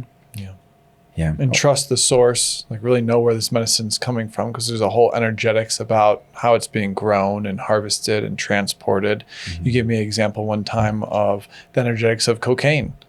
Like, how is that being? These are like murderers that are, growing it or enslaving people to grow it. And then the way that they're extracting it was with poison. And they're like killing people all along the way. That's like, what kind of energy is in that? It has greed and violence and frenzy. Yeah.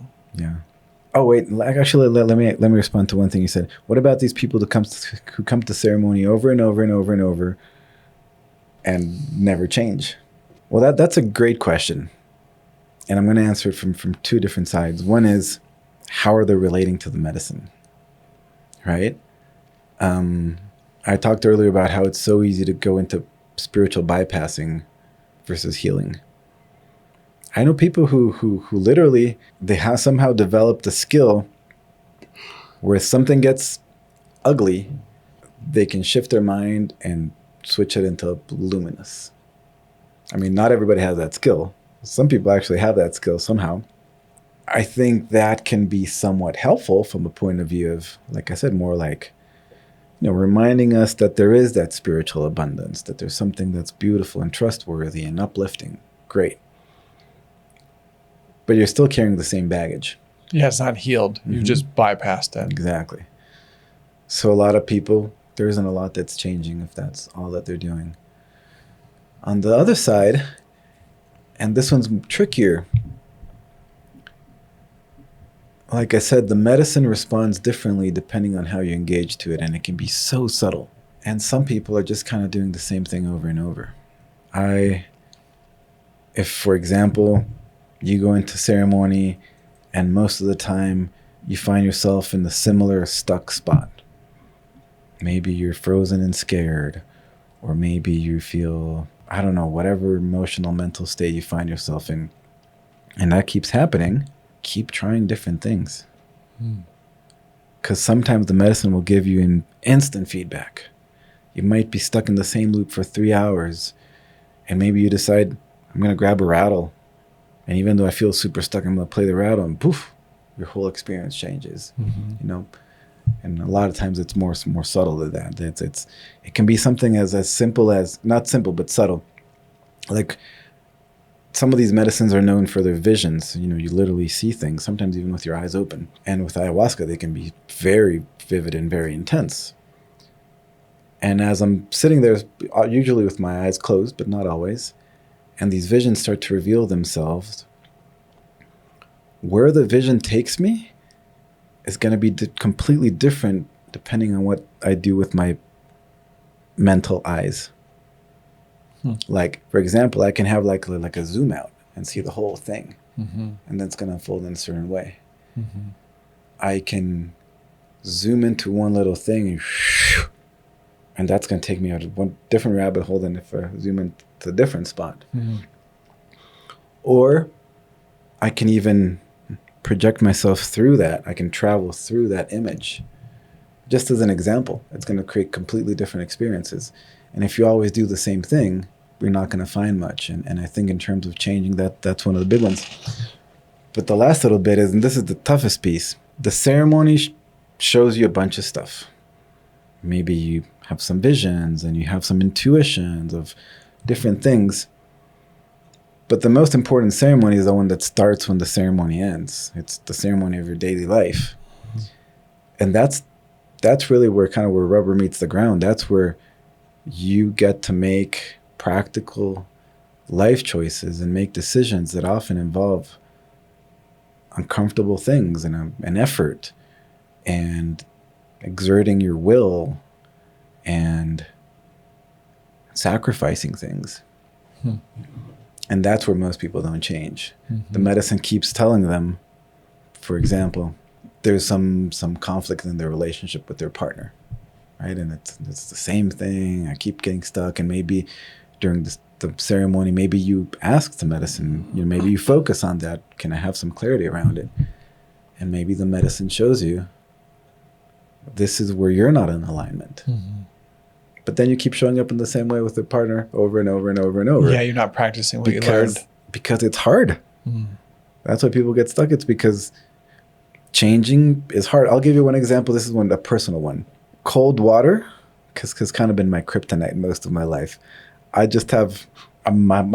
hypersensitive to it in a bad way. And I know it's good for me.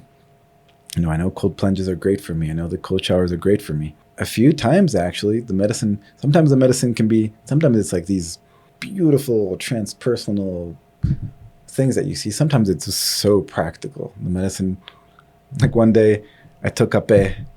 I was going to hold a ceremony a week later, and I took hape, and I asked the hape, what do I need to be better prepared for the ceremony that's coming up in a week? And the message was so clear. It said, tomorrow you cook. I was like, oh, okay. Right? So it's something that's very practical. Ayahuasca has told me now maybe 3 times, take cold showers. And I've started to take more cold showers, but it's freaking hard for me. So that's why people don't change. It's because it's hard. And it actually requires you putting into practice all these ideas that sound so great, but actually doing them. It's like, oh. Is that where it could be helpful to have an accountability partner with that? Is that where it's like, oh, bringing this to even a therapist, and that therapist can be the accountability, because it's like, yeah, this is hard, I don't want to do it, and they keep reminding you or helping you find the baby steps towards that summit. Absolutely. And thanks for bringing that up, because I did present kind of a flip side of integration that isn't the most common one here, which is that not over processing, not over talking can be valuable. But absolutely, I mean, yes. When you have some clarity of what needs to change and it's hard, absolutely, a therapist, a coach, a friend that gets it, accountability is so helpful. Tell us about that intersection of the sacred ceremony and your therapy, your somatic, your however. I think they're a phenomenal complement to each other. I'll start by saying this. You know how in the spiritual communities, there's this phenomena that happens over and over and over, where you have a great teacher who is tuned into something profound and can teach it in a way that is inspiring and moving. And they do that for a while, and all of a sudden things start to go very, very sideways in their behavior and in the community. You know, abuses of power, sexual abuse, all these craziness. I think that happens because these people have only worked on their spiritual connection and they haven't tended to their human wound. Again, there's a way in which they're bypassing, they're hovering over their trauma. And if they haven't gotten to the roots of maybe their lineage trauma, maybe their early childhood trauma, it's going to come out sideways. That's one of the ways in which I think these complement each other so well. I think psychotherapy in general, and specifically deeper healing somatic therapy versus managing therapy, is mostly about the human wound. It's about your nervous system, getting to know your nervous system and working with your nervous system and unburdening your nervous system. And it's about unpacking those dark places in your subconscious that are so painful, so heartbreaking, so scary that you just don't go there. You maybe tell yourself you've healed them because you've loved the heck out of them, but it's just kind of like a Band-Aid that you put on top of it. So in deep psychotherapy work, that's what you do. I always tell anybody who comes to when I do the first consultation call and I explain what I do, there's always one point where I tell them, I want you to know this is very hard. If this works, you're going to be tapping into some very, very deep wounds. And there's going to be times when you wish you hadn't unpacked that Pandora's box. It's painful. You know, anything that is creating all these disturbances in our mental and feeling states are extremely painful. So the normal Western mentality for dealing with these things is manage them, you know, distract them, avoid them, work out real hard so that energy isn't there, bypass them with spiritual practices, all these things. Self-medicate. Yes, absolutely. So that is actually an effective short-term strategy. We need to do that kind of stuff just to function, right? If we're in the middle of our work and something gets triggered and we're having a trauma response, it's great to be able to do something in the moment to downregulate it and put it away for later. That's the short-term strategy. But that's a very poor long-term strategy because you just keep accumulating stuff until something breaks, which is usually when people come into my office is because they've been accumulating for so long and they've been functioning sometimes in remarkably effective ways, and then all of a sudden something isn't working because they hit a limit. It's like the straw that broke the camel's back. The effective long-term strategy, which, like I said, it's hard, it's painful, is to dig out those bits that are creating the noise. So psychotherapy to help you heal the human wound, and you have ceremony to help you connect to spirit, to help you have a direct experience of your spiritual nature and the nature of the universal consciousness, of the divine, of God. Then I think you can be a much more. What do you think the number one way God speaks to us is? Maybe it's God, maybe it's our spirit, maybe it's, but how does that, knowing that information, how does that come through to you? I think it's similar to when you asked how the messages from the plants come. Mm-hmm. It's the same for different people. It tends to be in different ways in different moments. I think it's like the sensation, the interoception is a channel through which God can speak. The visual is a channel. The verbal is a channel. I think those might be the main three ways. And some people are predominantly visual. Like they'll just see a scene playing out in their mind's eye. Mm-hmm. Some people it's a sensation that maybe comes with an emotion that then comes with a knowing. And a lot of times, some of the deepest messages that I've gotten weren't tangible in any way. It's not like I saw something that needed to change, or it's not like I had this internal conversation of some sort. It's not even like something unfolding energetically in my body. It was just like, oh, I know how this works. Mm-hmm. Simple as that. There's no like ending or beginning to this knowing. It's just there. Like I'll give you one example. Would you call that intuition? I don't know. I think those are all intuition. Yeah. They're just different channels of intuition. Yeah. So for me, my experience is God speaks first to me through intuition. Mm-hmm. And I'm hearing you say there's different types of intuition, of your felt, seen, just a knowing. And I'd love to hear your example, and I'd love to hear how people can practice tapping into and strengthening their own intuition so that they can connect with their own soul and God that's always guiding us. Mm-hmm. Wow, you're really taking me on an adventure today with all these questions. Yeah, are we having fun? Yeah. How are you doing on time? It is 3:45. We've been going for 2 hours. So we might be in the final stretch here. I think so. Okay. Maybe let's do a couple of these bits and think about closing. Great. Yeah, one of my favorite intuitive revelations, whatever you want to call it, came through this whole process of, I ended a long-term relationship 5 years ago. And at that point, I was starting to meet a lot of people who were very much in this, like,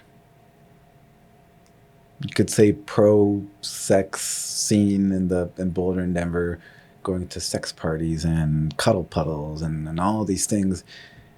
And somehow that was stirring something in me. I never experienced anything like that. I was like, mm-hmm. Oh, now that I'm ending this relationship, maybe I'll get to play around a little bit. And I met my partner, who at that moment was kind of dabbling a little bit. And I was like, perfect. We get to play a lot. And very soon after I got in that relationship, it turned out that she wanted to be very much in a committed monogamous relationship. And I was loving that relationship. So I said, okay, we're going to do this. But for a while, I felt this like, I missed my chance. Missed my chance to play. So there was a little bit of sort of residual unsettledness in me. And then I went down to the jungle, and that's the first time I met my taita that I'm studying with right now. And I did a couple of ceremonies with him. And again, there wasn't any particular moment that was like an aha moment. It's more like I came out with the ceremonies, with this very clear knowing that that's not the path for me.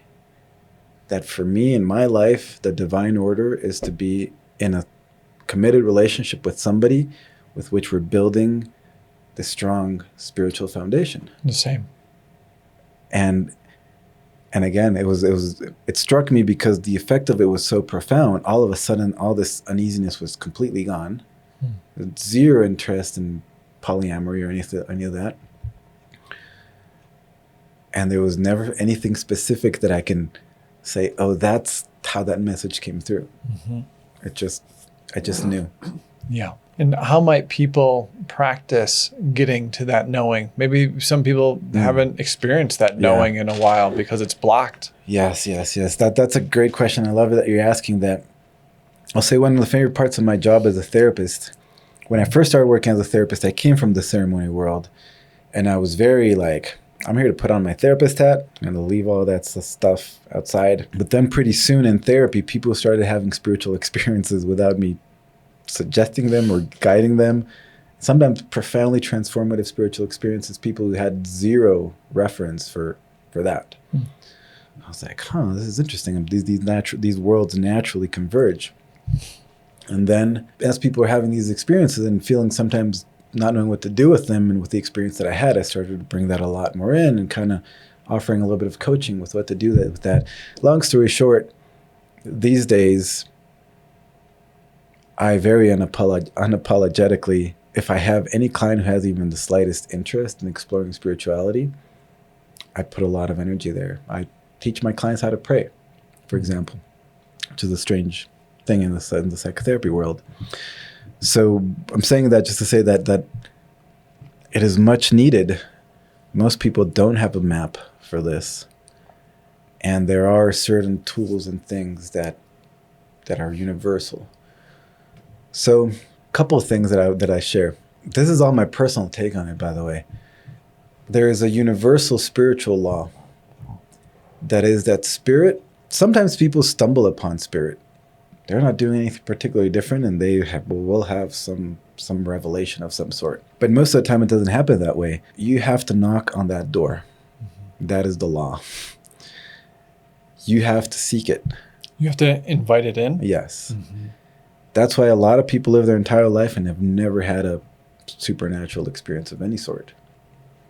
Then they haven't knocked on that door. How you knock on that door is less important than the intention and the feeling, right? There's a million strategies to do that.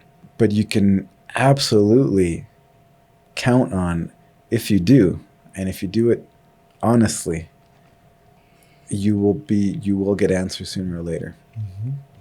So that's one. One of the things that I've learned a lot is about, again, like, what is prayer and how do you harness the power of prayer? And going back to the earlier conversation, you can think of prayer as really anything you're thinking and feeling is creating a shift energetically inside of you and around you. So any thought has prayer or power, and hence it is a prayer. It can be a prayer that binds you and people around you. For example, the other day, I've been super busy the last few months, and I was washing the dishes, and I was kind of frantic, and I could see in my mind was just spinning around and around and around in this theme of there's not enough time.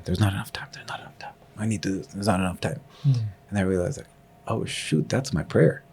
I need to shift that. I invited myself to soften and pause and breathe and welcome this thought of there's enough time for anything that's important. It completely changed my state of being. That's one prayer was going that way, another prayer is going that way. So in that sense, I would say prayer is a few things. What makes prayer powerful is two things. Focused intent. For example, if my prayer is, going back to the previous prayer, if you want to connect with spirit, if my prayer is, and by the way, prayer doesn't have to be verbal. You don't have to speak it out loud, although there is power in speaking it out loud. It can be internal. But if my prayer is something like, God, Great Spirit, whatever you want to call it, if you're out there, please, I want to know you. right? If your prayer is something like that, if you focus on it for 3 seconds and then you get distracted and you think about it maybe 2 weeks later, that's not a powerful prayer. If you develop the ability, and so this is something you cultivate, of focusing your intent like a laser into one point and keeping it there for a period of time, and you get distracted, but you come back, you get distracted, you come back, then that's a strong prayer. Mm-hmm. And the other thing that I think is important is, again, this is my personal take, I think the juice of prayer is emotion. You can have a very kind of cerebral prayer, and you can focus on it a lot. But if you're not feeling it in you, if it's not stirring your bones, it's also not a powerful prayer. In this case, if your prayer is, Great Spirit, if you're there or here or somewhere, please let me know you. In this case, if you can feel the longing, and it's emotions are an energy that's in your body. If you can feel this thing that's kind of stirring you inside, that's this longing, then it's a powerful prayer. And I think that's true for any prayer. Right? If your prayer is for the well-being of somebody that's maybe sick, right? If you keep putting that prayer out there with your focused intent, and you have this deep feeling of sort of the compassion, feeling the pain that they're feeling, and feeling the love that you have for them, and feeling this desire for them to feel some relief, then it's a powerful prayer. One of my prayers is to help spread these plants and nature and health and goodness, just in a good way. And through that, I'd love to offer you a gift. One of the products that I make, right there. It's the same flavor. It's a mixture of microgreens. That's the powder version, and the one just below it is in the whole leaf version. You can pick whichever one you like, and would love to get your kind of thoughts on, who are microgreens to you? Beautiful. Thank you. I'm feeling the powder. Now we're talking. Yeah, I have so much appreciation and respect for your work with the microgreens. Any bit of the plant contains the different chemical compositions of the different nutrients and things and minerals that are in the plant. But it also contains the consciousness of the plant. It contains the spirit of the plant. I think my experience with microgreens is that they are energetically, they're so much more vibrant. It's like you can have the same weight of, an adult plant. And if you eat it slowly and consciously, you're not going to feel like these guys, there's like this little rush that happens because they're so alive. It's like they carry all this potential energy that is there in potential form, and you get to kind of imbue it. So yeah, they're pure life, and the medicine that each of these plants carries is concentrated. So beautiful. Thank you. Thank you. And who do you see microgreens being useful for, and how do you like to use them? Who are they not useful for? I mean, we live in a modern way of life where we're so, even if you have a relatively healthy diet, most of us are not getting enough nutrients. Most of us are not eating enough green plants, which is really where the prana is, where the life is. So it's just, we can all use a little bit more of this life inside of ourselves. And of course, anybody who's striving to live a full life, anybody who's active and engaged and then doing a lot of stuff. Maybe you're doing a lot of ceremony, or you're doing a lot of sports, or you're doing a lot of creative stuff. Super good for young ones, for sure. Getting them to eat vegetables can be hard, but it's easy to sneak a little bit of this super potent stuff in there. Thank you. Hey, I just wanted to jump in here and give a quick shout out to the sponsor of today's podcast, Be Micro, the easiest way to sneak vegetables into any meal. Due to soil depletion, GMOs, and monocropping, Americans are not getting enough nutrients. So in 2018, I founded Be Micro, the first freeze-dried microgreens company in the US to help Americans get more concentrated natural nutrients into their diet. Microgreens are a phase in the plant's life when they're 14 days old and naturally the most concentrated in vitamins, minerals, nutrients, all the good things that we need. Our microgreens are grown here in the US in soil in a greenhouse. They're certified USDA organic and regenerative organic. We grow, wash, and freeze dry them to extend their 1 week shelf life to over 1 year, allowing us to ship anywhere in the US without the worry of spoilage. We have 2 flavors, broccoli, backed by over 2,000 studies on sulforaphane and its powerful detox benefits, and a blend of red cabbage, radish, and broccoli, the most potent detox formula we've tested, offering you the most bang for your buck. Easily sneak these microgreens in any meal. Eggs, smoothies, pizza, pasta, even your kids' mac and cheese, you can't even taste it. Use code STEVE15 to save at bmicro.farm. And to close this out, I'd love to do a rapid fire with you. Oh, I'm just going to say a bunch of different words, and you'll just say a few. What comes top of mind, maybe in 2 sentences or less. okay. All right. This is brought to you by Be Micro. Tobacco, Ooh, grandfather, master, I bow before you. cannabis, Sweet mother, if I don't have reverence for you, I'll pay a price. psilocybin, Gateway to other dimensions. pine or pinon, Settling down, slowing down, breathing. cedar, Ooh, I mean, that one's easy for me. Wakiya, Oyate, the Thunder Beings. copal, Copal, I think Yahe. Yahe is that ayahuasca brew from Colombia. microgreens, Vibrancy, life force. palo santo, Like an arrow that pierces through confusion. chacruna, Unexplicable beauty. ayahuasca. I did say 2 sentences, but As much as you want, up to okay. 2. We'll just keep going. Mhm. Ayahuasca. Pathways of energy that connect all life force. That's a good one. That makes me want some of that. Peyote, Fierce, ruthless, loving teacher. rose, God was in a very good mood when he created roses. sage. So humble and so strong. Now I'm going to break away from the plants a little bit here. DMT, Whew. When you say DMT, of course, ayahuasca and bufo and actually chacruna, not ayahuasca. All these plants, jurema, that have DMT. But when you say it, I'm thinking more of DMT and this concentrated distilled version.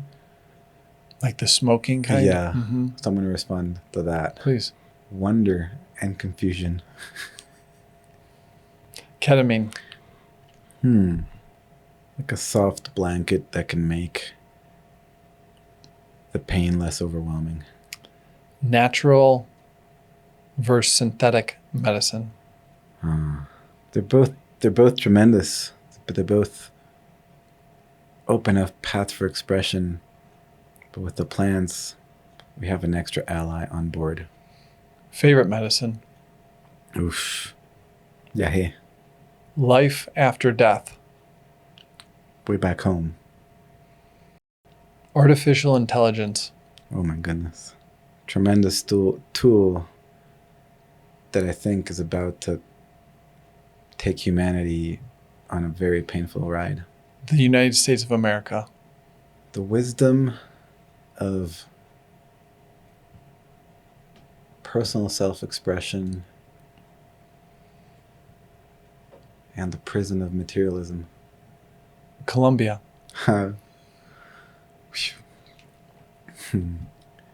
Alive with the jungle and all its medicines, and stuck in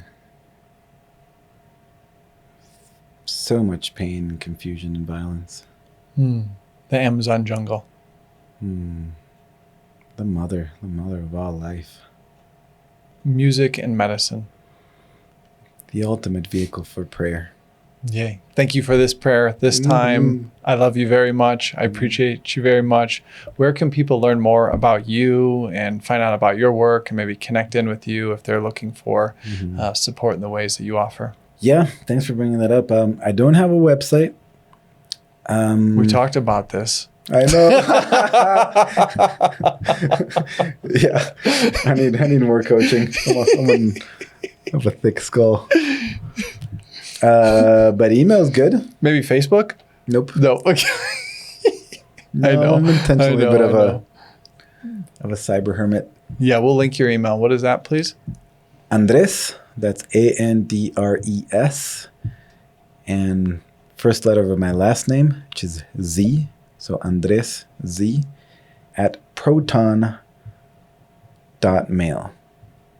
No. Sorry, protonmail. Protonmail.com. That's what it is. So Andresz Z at protonmail.com. Beautiful. Anything else that you'd like to leave us with?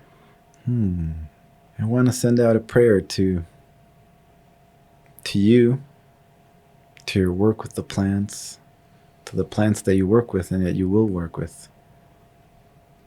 They may be a vehicle for life and for remembering what's essential. And I want to say a prayer for the people who might stumble upon these videos. Prayer for you, for your well-being, for your path. I pray that you find what's essential. Aho. Oh. Thank you, brother. Con mucho gusto. Adios, everyone. Thanks for watching. Yeah. Thank you.